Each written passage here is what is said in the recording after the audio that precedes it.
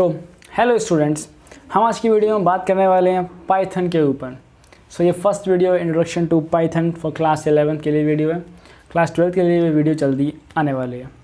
अगर आप सभी चैनल पर नए हैं, आप सभी ने चैनल सब्सक्राइब नहीं किया है तो वीडियो को लाइक कीजिएगा, चैनल को सब्सक्राइब ज़रूर कीजिएगा और शेयर दोस्तों के साथ ज़रूर कीजिएगा। ठीक है, तो चलिए वीडियो को शुरू करते हैं। आज की वीडियो में मैं इंट्रोडक्शन की बात करने वाला हूँ। एक छोटा सा आपको इंट्रोडक्शन दूंगा कि भैया पाइथन के बारे में बात करने वाले, क्या कुछ सांप आप के बारे में बात हो रही नहीं, प्रोग्रामिंग लैंग्वेज के बारे में बात करने वाले हैं हम लोग। चलिए शुरू करते हैं। सबसे पहले ये बताऊंगा कि जो कंप्यूटर है वो हमारी इंग्लिश नहीं समझता है। ठीक है, हम लोग कम्युनिकेशन के लिए कौन सी लैंग्वेज यूज़ करते हैं? हिंदी यूज़ करते हैं। ठीक है, इंग्लिश यूज़ करते हैं। ठीक है, लेकिन जो आपका कंप्यूटर है वो ये नहीं समझता है। अगर आप किसी ऐसे इंसान के पास जाओगे जिसको फ्रेंच आती है और आप हिंदी बोलोगे तो क्या वो समझ पाएगा? नहीं समझ पाएगा ना, नहीं। तो हमें उसी भाषा में बात करनी पड़ी जो लैंग्वेज उसको आती है। इसीलिए कंप्यूटर से बात करने के लिए यहाँ पे आपके हेल्प होगी आपकी किससे? प्रोग्रामिंग लैंग्वेज से। ठीक, वो कैसे? वैसे कंप्यूटर जो चलता है वो आपका बाइनरी कोड में चलता है, 0 और 1 में। ठीक है, इसको हम बोलते हैं बाइनरी कोड बोल सकते हैं या बाइनरी लैंग्वेज बोल सकते हैं। ठीक है, अब शुरू करते हैं कि इस पाइथन लैंग्वेज को बनाया किसने। सबसे पहली बात तो यही है ना, ये लैंग्वेज है तो इसे किसी ने इन्वेंट किया होगा। Python was created by Guido van Rossum में 1991 में इस लैंग्वेज को बनाया गया था। ठीक है, वैसे सारी चीज़ें हम एक बार याद कर लेते हैं, अच्छा रहेगा हमारे लिए। नेक्स्ट, पाइथन का जो नाम है वो नाम कहाँ से आया है? एक BBC के कॉमेडी सीरीज से इसका नाम लिया गया है, जिसका नाम ये मोंटी पाइथन। ठीक है, ये लैंग्वेज फ्री टू यूज़ है। इसके हम डिसएडवांटेज और डिसएडवांटेज के बारे में आगे बात करते हैं। चलिए हम आगे देखते हैं। अब ये लैंग्वेज बहुत ज़्यादा राइज पे आ रही है, ऐसा क्यों? इसमें ऐसा क्या खास है कि ये लैंग्वेज इतनी पॉपुलर हो रही है? तो देखो, पहला तो ये है कि ये जनरल प्रोग्रामिंग लैंग्वेज है जिसको हम दोनों जगह यूज़ कर सकते हैं। इसका साइंटिफिक यूज़ भी है और इसका नॉन साइंटिफिक यूज़ भी होता है। ठीक है, नेक्स्ट पॉइंट जो वो है कि एक प्लेटफॉर्म इंडिपेंडेंट प्रोग्रामिंग लैंग्वेज है। प्लेटफॉर्म इंडिपेंडेंट का मतलब ये होता है कि आप इसको किसी भी प्लेटफॉर्म पे यूज़ कर सकते हैं। आपके 3 प्लेटफॉर्म होते हैं। मोस्टली जो यूज़ होता है वो होता है विंडोज़, एंड जो आपका सेकंड पे आता है वो आता है मैक, एंड थर्ड आपका लाइनक्स। ये एक इस लैंग्वेज का एडवांटेज भी माना जाता, एडवांटेज भी है कि हम इसको किसी भी प्लेटफॉर्म पे इसको यूज़ कर सकते हैं। ठीक है, थर्ड है कि ये लैंग्वेज एक बहुत ही हाई लेवल लैंग्वेज है, इसमें बहुत सारी लाइब्रेरीज़ हैं। अब लाइब्रेरी क्या होती हैं वो भी आपको आगे पता चलेगा इस सीरीज़ में। It is excellent for beginners as the language is interpreted, यानी इस लैंग्वेज में जो कोड होता है वो आपका लाइन बाई लाइन एग्जीक्यूट किया जाता है। अब इसके लिए मैं पहले आपको आगे कोड पढ़ाऊँगा इन प्रोग्रामिंग लैंग्वेज के पहले। मैं आपको लैंग्वेज ऐसे पढ़ाने वाला हूँ। देखिए, आपको पहले थ्योरी पढ़ाई जाएगी, उसके बाद आपके कुछ बेसिक्स, एंड देन हम बात करेंगे सीधा अपने कोडिंग की तरफ मूव करेंगे। ठीक है, अगर आपने अभी तक चैनल को सब्सक्राइब नहीं किया है तो चैनल को सब्सक्राइब ज़रूर कर लीजिएगा। ठीक, चलो हम चलते हैं वापस। It is easy to learn and use. ठीक है, लैंग्वेज तो कोई भी ईजी टू लर्न होती है, बस वो हम पे डिपेंड करता है कि हम कैसे उसको पढ़ रहे हैं या कैसे पढ़ना चाहते हैं।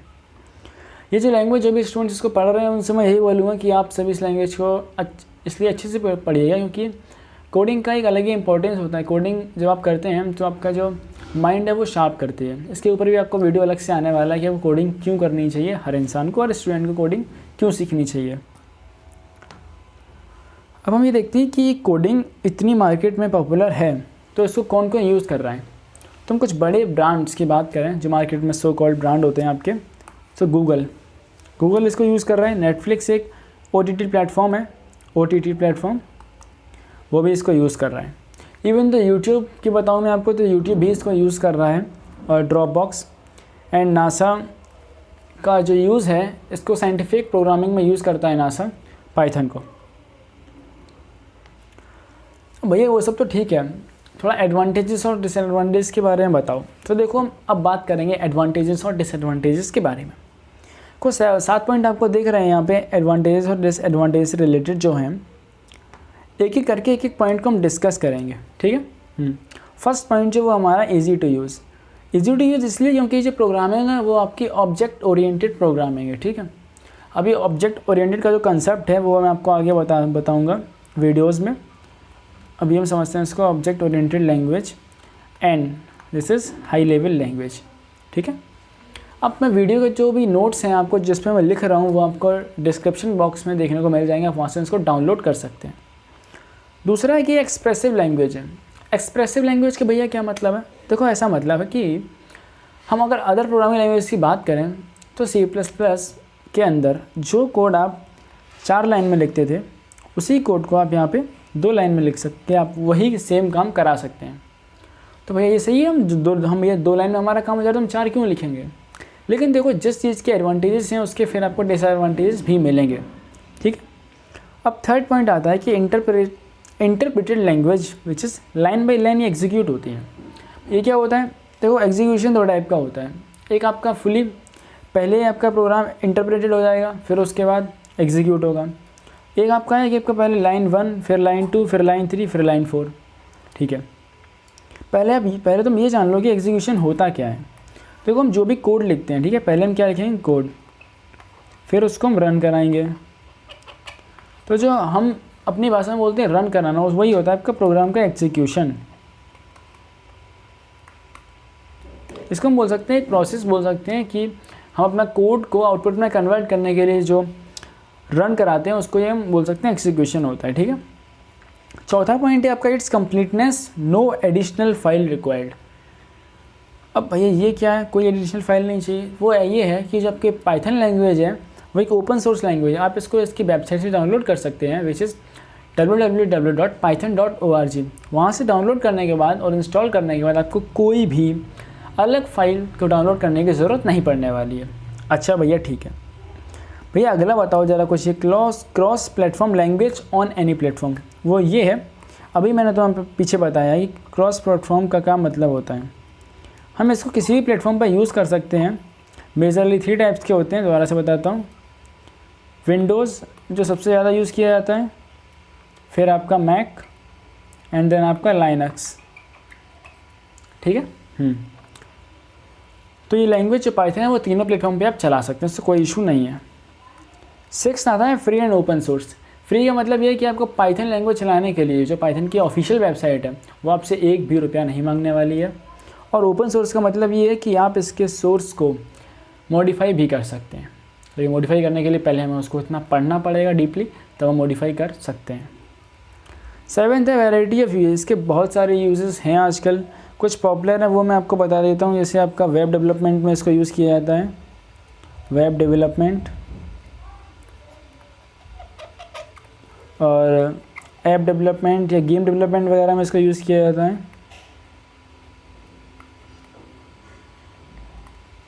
ठीक है। ये तो इसके बहुत ही पॉपुलर यूज़ माने जाते हैं। अब कुछ बात करते हैं डिसएडवांटेजेस के बारे में। एडवांटेजेस के बारे में बात हो गई है, तो कोई भी चीज़ के अगर एडवांटेजेस हैं तो उसके डिसएडवांटेजेस ज़रूर होंगे। ये परफेक्शन एग्जिस्ट नहीं करता है। शुरू करते हैं डिसएडवांटेज से। पहला डिसएडवांटेज ये है कि not the fastest language, execution time is slow. तो अभी हम क्या होता है ना, अभी जो हम कोड लिखेंगे वो आपका 4 लाइन का होगा, 10 लाइन का होगा, मैक्स टू मैक्स 20 लाइन का होगा, 100 लाइन का होगा। लेकिन जो बड़े बड़े प्रोग्राम जब रन कराते हैं, जो बहुत बड़े बड़े यानी कि थाउजेंड्स ऑफ लाइन्स के जो कोड्स होते हैं, जब हम उसको एग्जीक्यूट कराते हैं, रन कराते हैं, तो जो उसमें टाइम जो ले रहा है एग्जीक्यूट होने में वो बहुत स्लोली ले रहा है, ठीक है, यानी कि बहुत टाइम लेता है ये आपका एग्जीक्यूट होने में। तो ये पहला इसका डिसएडवांटेजेस है। अब दूसरा देखते हैं हम, लेसर लाइब्रेरीज देन सी जावा इन पर्ल। ये लाइब्रेरीज़ क्या होता है? देखो लाइब्रेरीज़ की अगर बात करूँ तो मैं एक मान सकते हो दोस्तों कि एक हेड है, ठीक है। जैसे तुम्हारा एक क्लास टीचर होता है ना, क्लास टीचर नहीं, आप इसको बोल सकते हैं कि प्रिंसिपल है। लाइब्रेरी तुम्हारी प्रिंसिपल है एक, ठीक है, और फिर टीचर्स उसके अंदर, ठीक है। तो यही सारा कंसेप्ट इसका है कि आपकी एक लाइब्रेरी होती है, उसके अंदर उसके फंक्शंस होते हैं कुछ। जब भी आप उन फंक्शंस को यूज़ करेंगे तो आपको उसकी हेडर फाइल को लगाना मस्ट होता है, ठीक है, ठीक। अब थर्ड है आपका ये not strong on type binding और टाइप मिसमैच।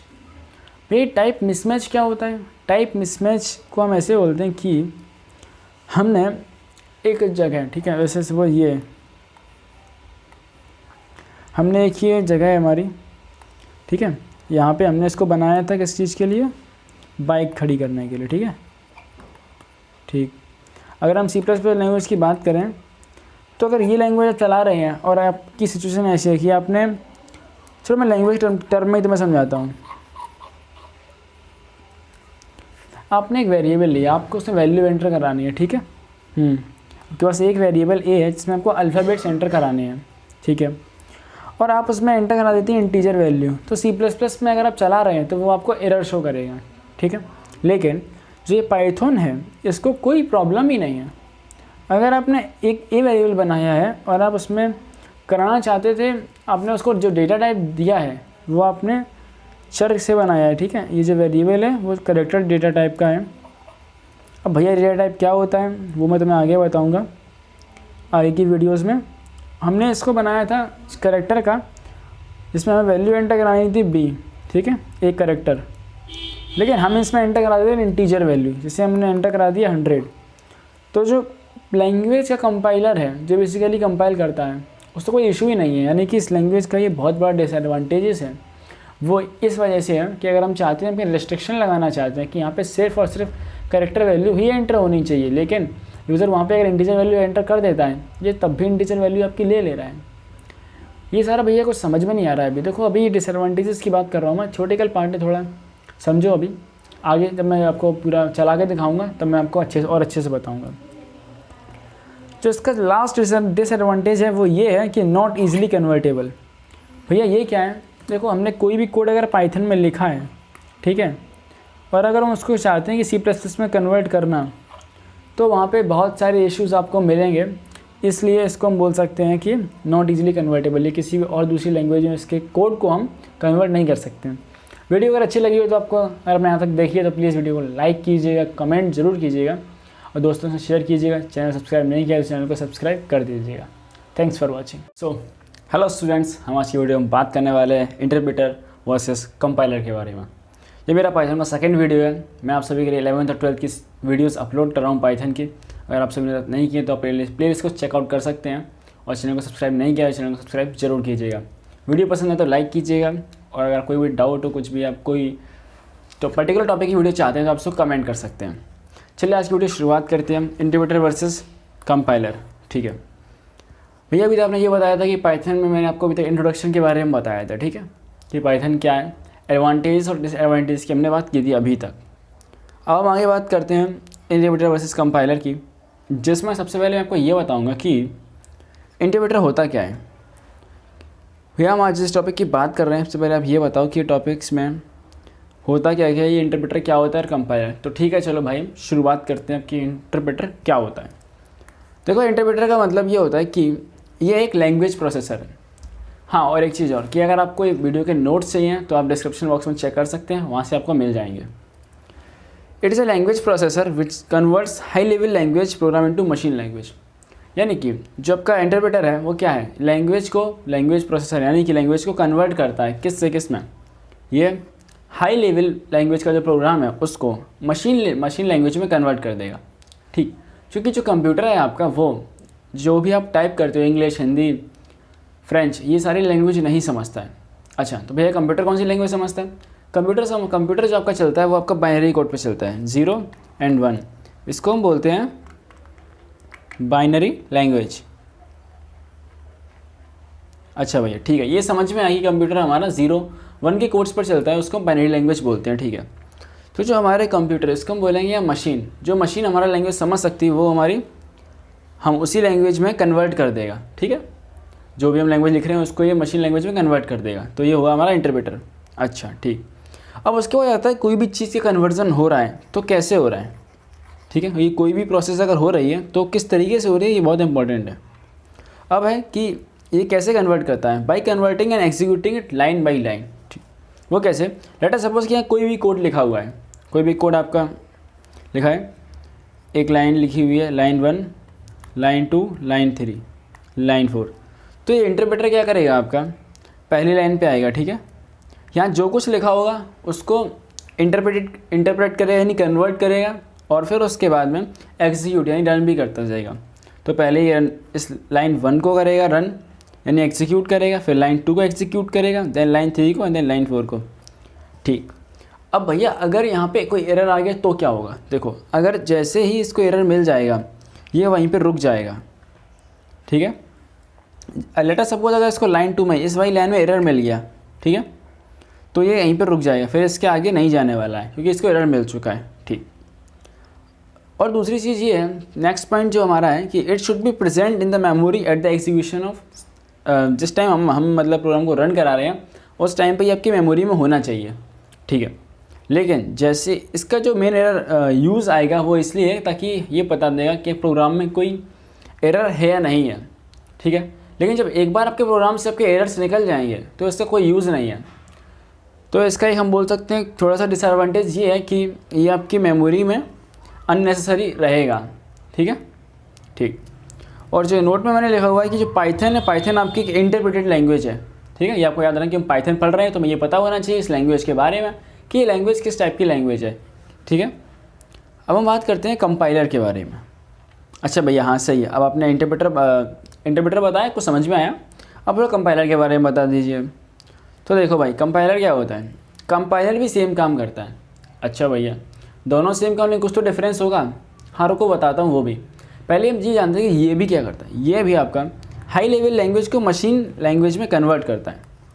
ठीक है, ठीक भैया, समझ में आ गया। जो इंटरप्रेटर था वो भी हमारा लैंग्वेज को कन्वर्ट करता था और जो कंपाइलर ये भी हमारी लैंग्वेज को कन्वर्ट करता है। ठीक है, अब आगे क्या, लेकिन यहाँ पे क्या डिफरेंस है? किस में डिफरेंस है? कन्वर्जन मेथड में डिफरेंस है।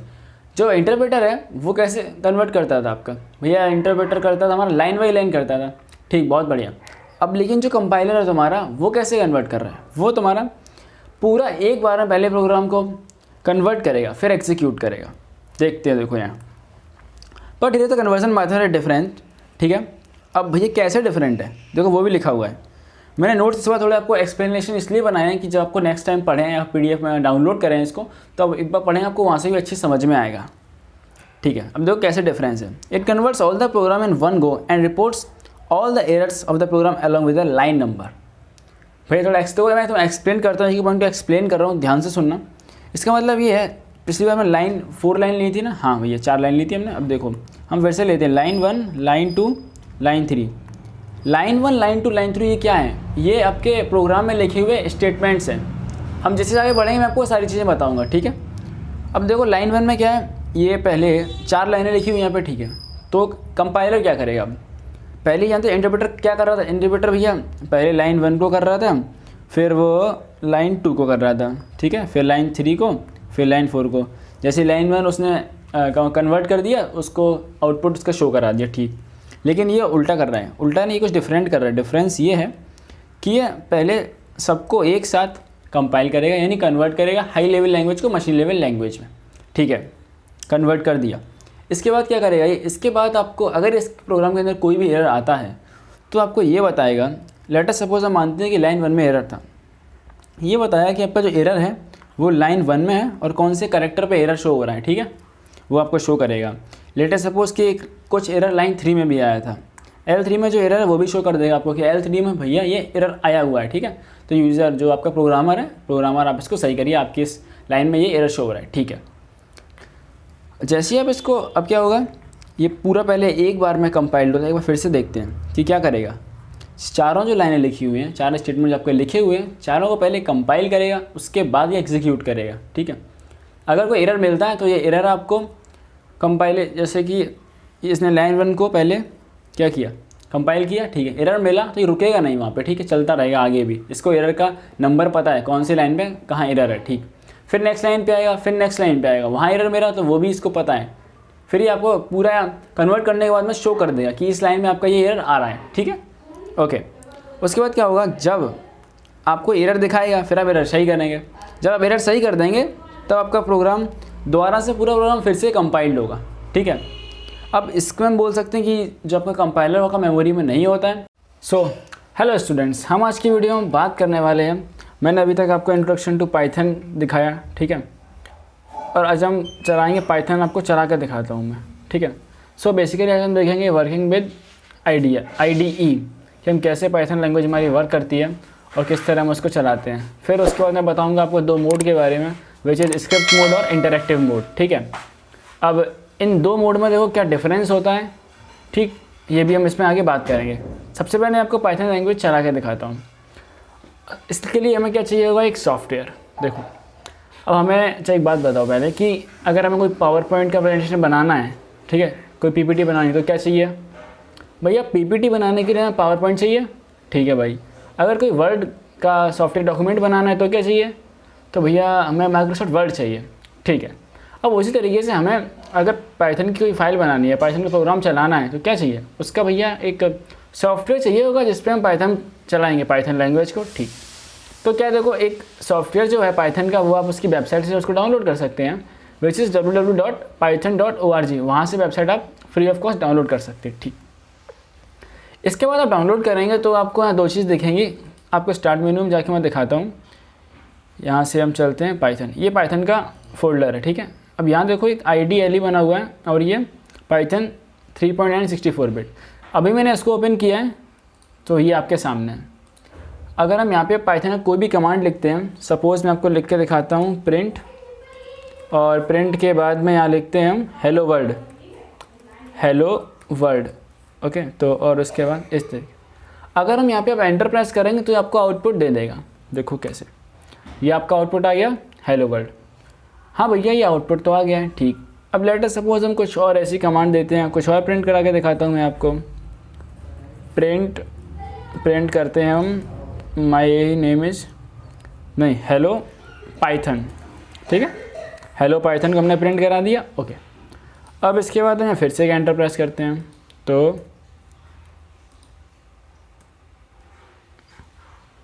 तो ये आपका आ गया।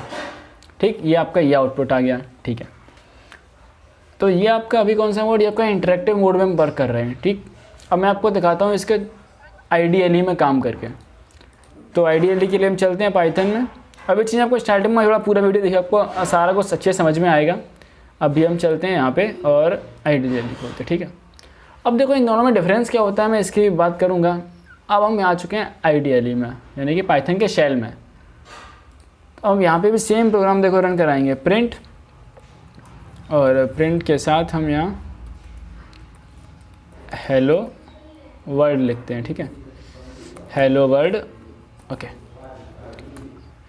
ठीक, अभी आउटपुट आ गया हेलो वर्ल्ड। ओके, अब देखो इन दोनों में डिफरेंस ये होता है, अगर हम यहाँ पे हम इसको फाइल को सेव कर सकते हैं। इंटरेक्टिव मोड में आप फाइल को सेव नहीं कर सकते। आप जो भी यानी कि कोडिंग लिख रहे हैं ये आपकी सेव नहीं हो रही है। अब यहाँ से हम जाके इसको सेव करेंगे। देखो पहले, ठीक है, फाइल मेन्यू में जाके सेव दिख रहा है आपको, Ctrl+S भी यूज़ कर सकते हैं। और यहाँ हम इसको नाम दे देंगे हमारा प्रोग्राम 1। तो वो पहले ही सेव है, चलो कुछ और नाम देते हैं। हम देते हैं, क्या दूँगा, my first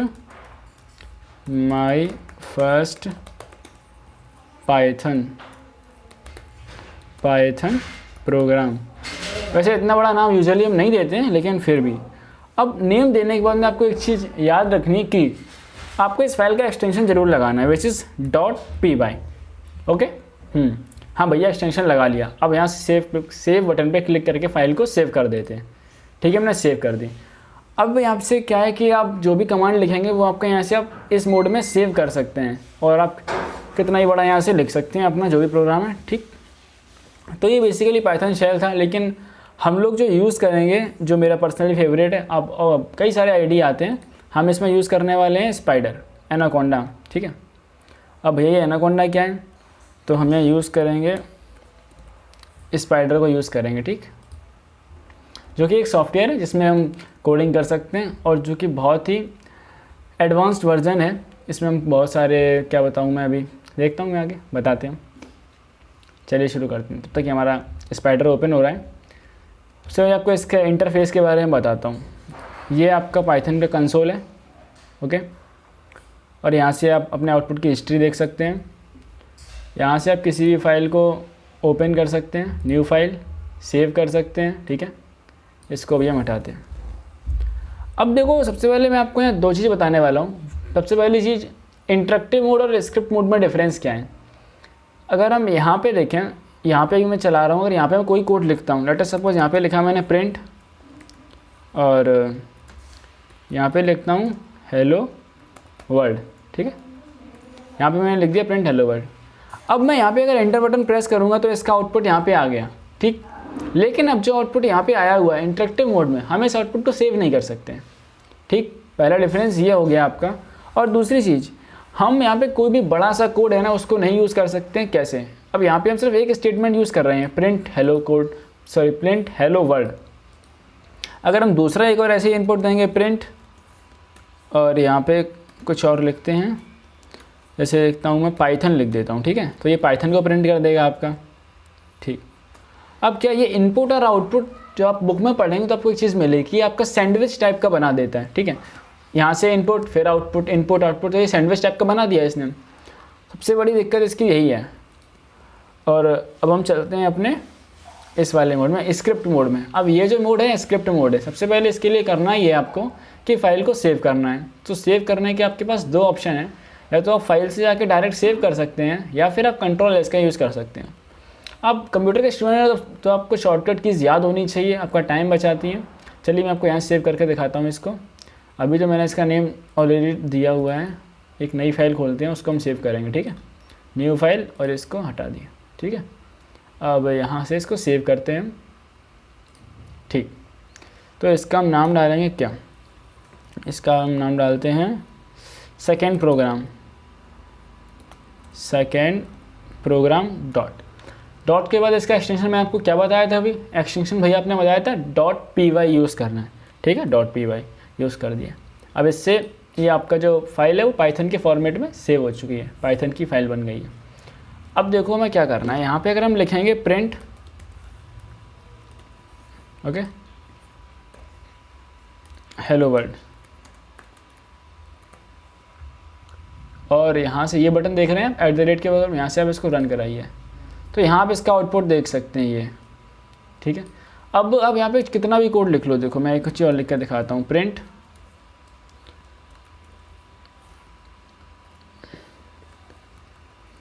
this language, sorry बाहर चला गया था, this language is Python, okay.